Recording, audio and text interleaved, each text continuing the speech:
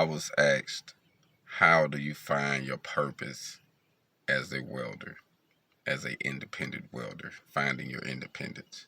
Honestly, I feel like we all have to put our time in.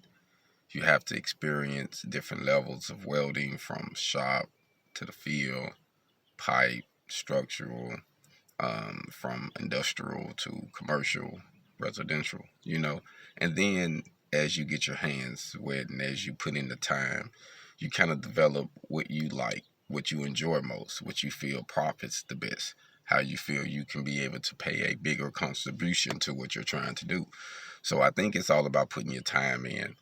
Finding your purpose is actually growing up and maturing into the person that you want to be, and the person from the person that you are. It takes, everything is a process.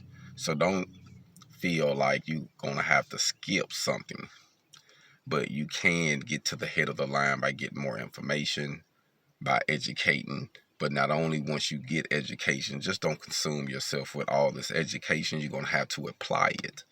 You're going to have to make actions speak louder than words. So once you learn something, you're going to have to apply it and test it out and see if it works for you, because everybody is different.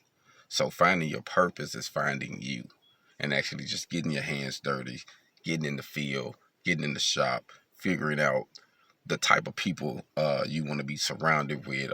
If you're a people person, if you need someone else to stand off, however you want to do it. Sometimes you have to be all three.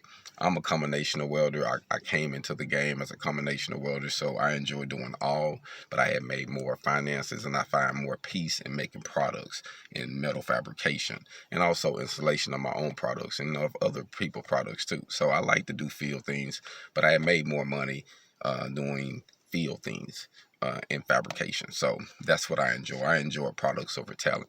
But once you find what you want, then you'll use your talent to make products. So it isn't that products is more important than talent. It's products over talent, because you're going to use your talent to make more products that's going to be more important.